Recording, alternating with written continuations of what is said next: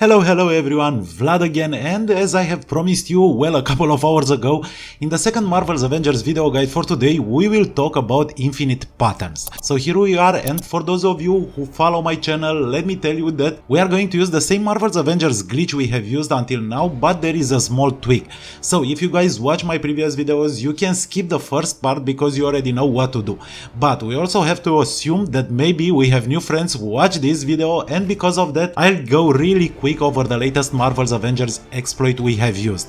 Therefore, if you are new to my channel, this infinite patterns farming method uses an old video game trick which requires us to turn back our console's internal clock. I'm going to show you how it's done on PlayStation 4, but if you need help trying this on PC or Xbox, in the comment section you'll find two useful videos. The first one is from one of my videos and shows what to do on PC, while the second one shows how to change the date and time on Xbox. Good, so the first step on PS4 is to completely exit the game. Then we will go to network, then we will disable our internet connection. Next we will start the game's campaign. Once we do that, we'll start accepting a lot of faction assignments and villain sectors from our faction representatives. So we will talk to Alison Morales first and accept all of the missions she has for us. Next we are going back to the dashboard, back to settings, and here we will look for the date and time options. Now we will uncheck the adjust daylight saving automatically and we will change the date backwards by 1 day, never forward. We move 1 day at a time, but backwards.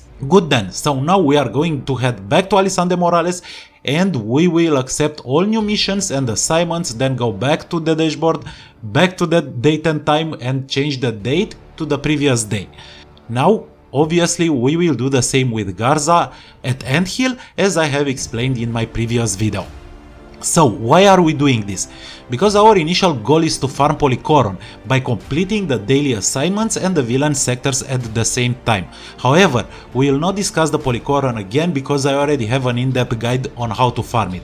Instead, we will focus a bit on the Marvel's Avengers villain sectors. Because, as I have mentioned in my upgrade modules farming method, whenever you complete one, you'll get a DNA key.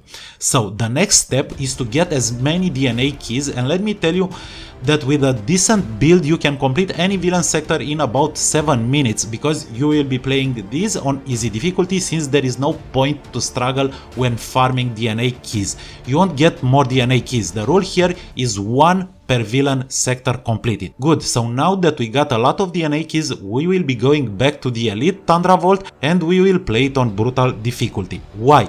Because we want to maximize the rewards from the DNA chests, and by that I mean the upgrade modules. Remember that each DNA chest you unlock on brutal difficulty contains 15 upgrade modules. So, in the Elite Tundra Vault mission, although you can pick any other Vault mission, if you pick this one, you'll have to find 4 DNA chests.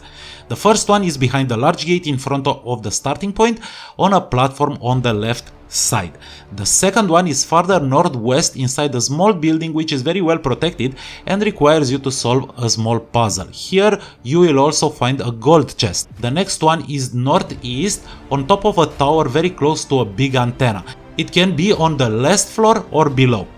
And finally we have another one which was actually mentioned by one of my subs, behind the elite enemy in this region and the area where you have to save a hostage. Just fly north and you will find it close to the mountain and in front of a small AIM base. Now, as you probably saw, while looting these chests, we basically got 60 upgrade modules simply by looting 4 DNA chests. But keep in mind that in my video, I focused only on them. But if you want to get more upgrade modules, you can do it simply by checking all objectives Jarvis marks for you. On top of those upgrade modules, we also got patterns and units. Since because of the glitch we can farm unlimited DNA keys, it means that we can open as many DNA chests we want, and some of them will contain patterns. And honestly, that's the best thing because you also get modules, units, and obviously Polychoron, which is the material we targeted in the first place. Now, for the second part of the video, let's head back to Chimera and identify the patterns we got. As you can guess, the more outfits you have unlocked, the lower will be your chance to get new ones when you identify new patterns. It's quite normal. So as you can see, we have 4 patterns we got from the DNA chests. The first one is a duplicate. The second one is a new outfit for Black Widow, then the third one is another duplicate, and the final one is a new outfit for Iron Man. Not too bad, right? Right, and if you remember, while farming those DNA chests, we also got a lot of units. So let's go back to Chastity, and as you can see, she has a lot of cosmetic items she sells, including legendary outfits, emotes, nameplates, and other goodies. But here comes the trick. Chastity's inventory can be refreshed whenever we want, simply by following the same rule of day reversing.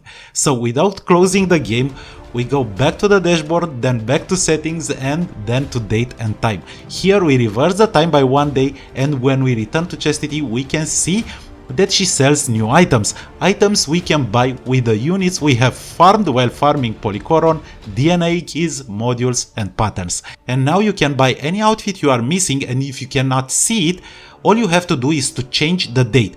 Keep doing that and basically force rotate Chastity's inventory, but keep in mind that in order for her inventory to change, you'll have to exit her shop. This is quite important. And that's it. Now you can buy any item you want, you can farm patterns, and before we wrap this one up, 3 things I want to mention. First, yes, you can go online anytime you want, but if you do this, you'll waste time. Second, yes, you can find legendary patterns and epic patterns in DNA chests. And third, no, you will not get banned. So this is it, guys. I hope you enjoyed this video, and if you have questions, as usual, I will be here waiting for them. Until next time, thank you for watching, have fun, and stay safe.